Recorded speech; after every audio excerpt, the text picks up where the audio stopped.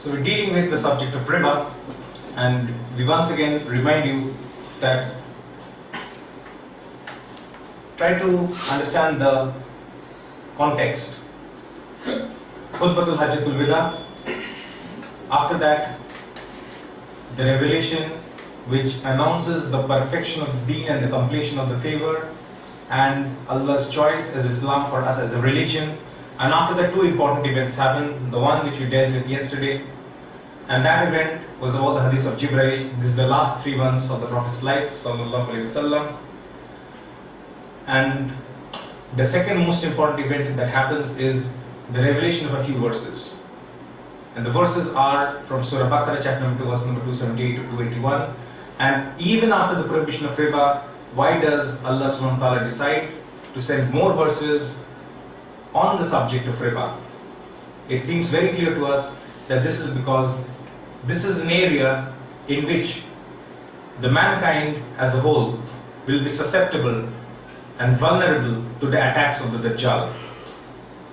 When we refer to the Khutbatul Hajjatul Wida itself, Khutbatul Hajjatul Wida, that sermon has been very widely quoted. We have read it several times, we have heard it several times for various reasons, but not even once I am sure, has any one of you ever heard, except for in my speeches, that this has also been quoted.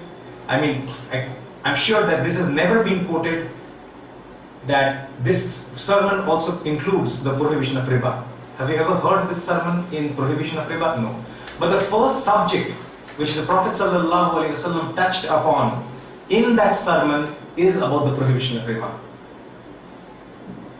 So the first thing that he warned the ummah for the last time in such a huge scale is about the prohibition of riba. And what makes these verses in which Allah says, if you do not stop consuming riba, this is an ultimatum. If you do not stop consuming riba, take notice of war from Allah and His Messenger. Such a strict wording has never come for anything except against mushriks, that too in a battlefield situation, battlefield environment. So war is only against mushriks in a battlefield environment or against those who consume riba, and this is a war from Allah and His Rasul. So is there any who dares to fight with Allah and His Messenger and who expects to win? So the faster we stop consuming riba and involve ourselves in riba, the better for us. We should realize that, as the faster we realize that, the better for us. If someone challenges that how do you know that this was the last verse to be revealed after that verse? So we have proof. It is mentioned by Imam Bukhari in As-Sahih, in Tafsir, Kitab al-Tafsir, Hadith number 67, where Prophet ﷺ, Ibn Abbas radiallahu anhu, he quotes the verses of riba, chapter number 2, verses 270 to 281, verses from Surah Baqarah. And Ibn Abbas radiallahu anhu said that this was the last verse to be revealed to the Prophet sallallahu alaihi wasallam. So this was indeed the last verse. And Umar bin al-Khattab radiallahu anhu, he said that the last verse to be revealed was on riba, but Allah's Messenger was taken without having expounded it to us. Prophet ﷺ was very weak at that time and he passed soon after. So Umar is saying that he was taken away without we getting the opportunity to learn more about riba from him. So give up not only riba but also riba. Give up not only riba but also riba. What is riba? Riba, we know it's interest, it's usury. But riba is whatever raises doubts in your mind. Anything which raises doubts in your mind, give that up as well. Because Allah's Rasul did not have the time to learn more from him about riba. So this is generic. The statement is generic. Give up riba, but this is riba about riba, right? Specifically. So anything which raises the doubts in your minds, is this riba, is this not riba? Stay away from it. Now, I will tell you something, I will inform you something which again will shake up your hearts. So, it is mentioned in Sunan Ibn Majah, Kitab al-Tijara, the chapter on business transactions, book number 12.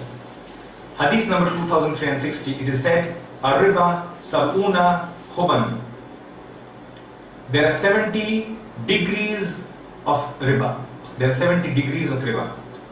And there is another hadith in Ibn Majah where it says, Ar-riba salasatun wa sab'una baban. That there are 73 degrees of riba. There are how many? 73 different types of riba. Okay? And this hadith is narrated from Abu Huraira radhiyallahu anhu. The Messenger of Allah sallallahu alaihi wasallam said that there are so many degrees of riba. The least sin, there are various categories of riba. The least sin is equivalent to a man having intercourse with his mother. That is the least sin. And this is such a sin, this is a sin which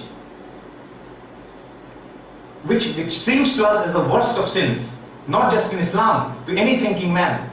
In all religions, in all theologies, we don't even need theology for this. This is the hadith. And if you don't like it, that is the least sin. Imagine the gravity and the seriousness of the highest sin of riba. If you don't like it, stop taking riba. That's what you should do. Rather than finding ways and means and fatwa to validate riba. If you're validating riba, you may be the Shaykh al-Islam, but you are still a kafir and you will still find your place in hellfire. You may be a great Maulana, but you'll still find a place in hellfire. You may be a great faqih. In fact, you are none of these. In fact, you are none of these, and hence you are passing wrong judgments and fooling the people. That is the gravity of the sin of the riba. In fact, there is another hadith in which says that if you consume a single dirham of riba, dirham, silver is considerably less in value compared to gold, dinar. A dirham of riba is equivalent to 36 times the sin of doing zina. Illegal, illicit sexual relationship. The sin incurred by 36 such acts, a single dirham of riba is equivalent to that.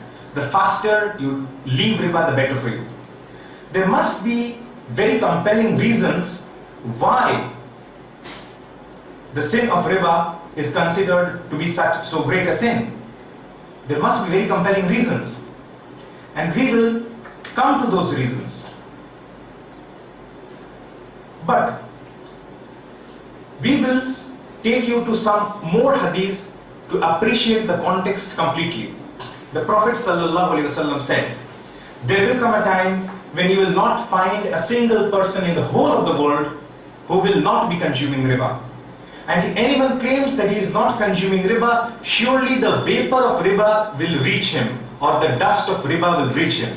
Hadith from Abu Dawud, as well as Mishkat. So it is predicting a future. Prophet ﷺ is predicting a future in which he says that a time will come upon mankind when the whole world will be consuming riba. And if anyone who wants to stay away, still the dust of riba or the vapor of riba will reach him. He will not be able to avoid. So if anyone claims that he is away from riba completely, he is making a false claim. But riba is haram. So what we are required to do is to understand the concept of riba and to wage a war on behalf of Allah and His Messenger against those who are validating and who are sustaining the system.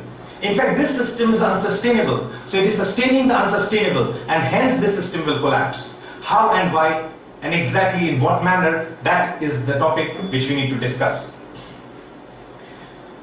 Once this is clear, we can move on to the actual economic analysis. Once the gravity of the problem and the diagnosis of the problem is clear, we can move on to the actual analysis of the problem. What is the essence of riba? And such other important issues we will proceed with in the next session, inshallah. Wa akhiru da'wana anil hamdulillahi rabbil alameen.